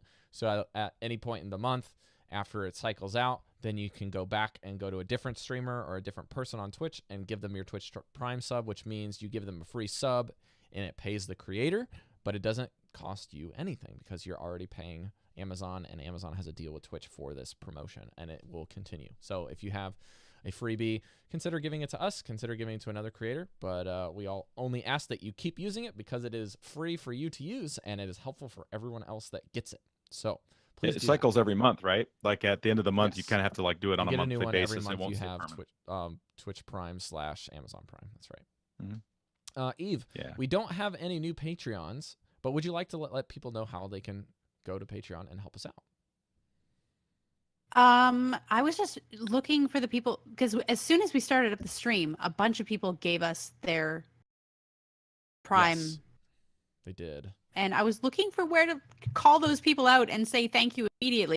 I know At the clever top. username 82 was the first one to subscribe with Twitch Prime to us, so thank you so much. French Toast 2 and Samurai Flea as well, and I'm sorry if I missed anybody who came in later and did that as well. So I just wanted to I'm say not seeing immediately. any others besides that, but if you caught anything that happened before that, then yes, that is everyone that is a Twitch Prime sub currently. Thank you so much for immediately subbing up. You That's guys are great. amazing. Appreciate you. Mhm. Yeah, so you can give us a tip on Patreon. Let's see, Valen's chosen at Patreon. And then unless I have myself in front of me, I don't know where I'm. It's just Velen's chosen on Patreon. Yeah. Valen's chosen at Patreon. Our website is valenschosen.com, where I put up like the write-ups of all of the lore that I do with pictures and things like that. And then you can also find any information, our everything that people keep asking about of the show notes and things like that. You can all find that on Deck lists. valenschosen.com. Yeah, deck list. That's the biggest thing we have people ask us for. Our email is valenschosenpodcast@gmail.com. We haven't gotten an email in a long time. Which is fine. People are integrated in the Discord community. So it happens. It's kind of like a shift in podcasting. So if you guys want to do that, we have a That's new channel in the true. Discord. It's called You have a Podcast point. Discussion. You can submit questions there if you'd like. We'll consider putting them on the show. And if you're a patron, you can always just send us a Patreon message or use the Patreon channel. That's just hashtag patrons or something like that. Yeah, Just you get Epic your own Patrons or special something like channel that. if Yeah. you're a patron. You get like closer to us. It's like a more intimate channel for our patrons. As if we don't talk to anyone unless you're a patron. Yeah, am I right? No, We talk I'm to just everybody. saying it's We talk to it's different. It's special. it is. It's just for patrons. It's pretty cool. Thank you guys for listening to episode 142, where we talk about lots of things. It looks like I 143. didn't update the Twitch information. I will have to 143. do that for the YouTube video, but this is episode 143. And thank you guys for doing this. If you're curious as to what the live show is like, maybe tune in. It's typically very late on Saturday nights. I can't give you a specific time because sometimes it adjusts and we're early. Sometimes or late. Eve goes running and then she miscalculates how long it's going to take her to get back home. And so she sends a call out to Robin Grant and says, "Sorry, I'm not going to be home for another 20 minutes. I'm too far away." Yeah, Dun, we have dun, dun. also some weeks where we have to shift things around due to Omnic game nights and other things that go on there, as well as physical illnesses that happen or children mix-ups, I think, with kids getting sick, right? Like you guys have one kid get sick and then the rest of the whole entire family has this. We quarantine them. We stick Collateral them in that their room and happens. shut the door and don't let them breathe on anybody. Yeah, pretty much. I put mine in a bubble. Eve You just have a locks them in bubble? the Where'd you get the basement. bubble? This is true. Amazon.com. Amazon.com. It's a nice basement. Nobody gosh. call Use my social Prime services. subscription. No, It's a joking. really I'm not- nice All right, guys. All right. Let's So, plug ourselves in this If you guys want to piazza. find the show, And Jamie S. YouValensChosen.com. We can't forget JBS. You can support the show by checking out what we talk about. If you're curious, you can go over to the website and check it out. You can listen to us and give us a 5-star iTunes review. You can also find our best and most faithful supporter, Jamie S., in the show notes for helping us out if you're looking for another person to friend. He has a Switch feed there. He's an official sponsor of the show. If you want to find Grant, you can find him on Twitter with the tag Watchman HS. You can find Eve with the new tag Loremaster Eve without the ER. It is just Loremaster Eve. And you can find her also streaming quite a bit on our new Velen's Chosen page, as well as her Loremaster Eve on Twitch. And Oh, can I update really quickly? Yeah, go ahead. The UHL, it's over. Well, it's not over. I'm over.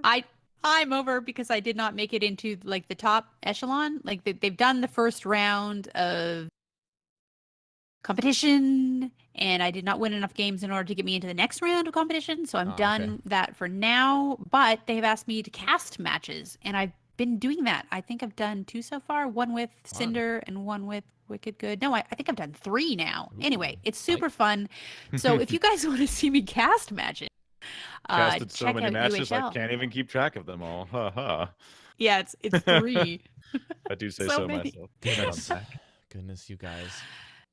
Yeah, so that's what's happening with my UHL. Thank you for everybody who cheered for me and rooted me on. Is that a thing? Please keep Rooted rooting. for me. Yes, Keep we rooting. rooted you always. on. Especially with trees. Especially those of you who came, like when I was streaming it on Twitch and you came in my chat and gave me lots of support and love. I really appreciated it, every bit of it, because it was very nerve-wracking and hard to do.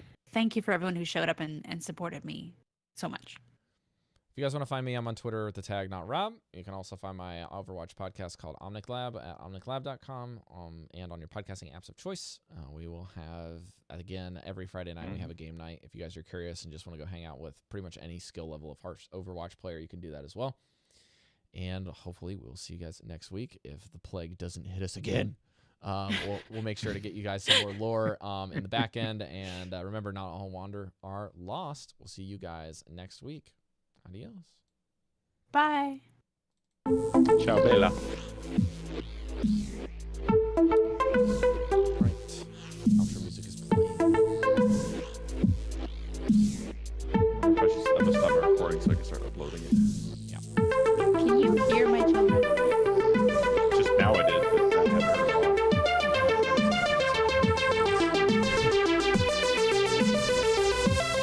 Toast, thanks for being so active in chat. Like a wall of toast. Toast makes me laugh. Those makes me laugh too.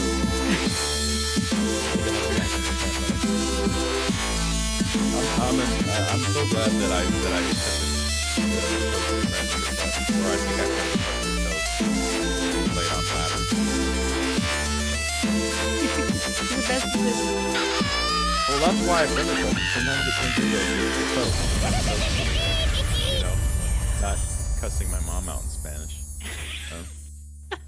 I foresaw this. Oh dear. Do It's you all think good. that they were Spanish, or that they were using words that you wouldn't Did I miss understand, it? so they could yell at you and stuff that you wouldn't understand? No, nobody cusses Okay, at you in that's Spanish it. unless Bye, it's Spanish. stream. We'll see you guys.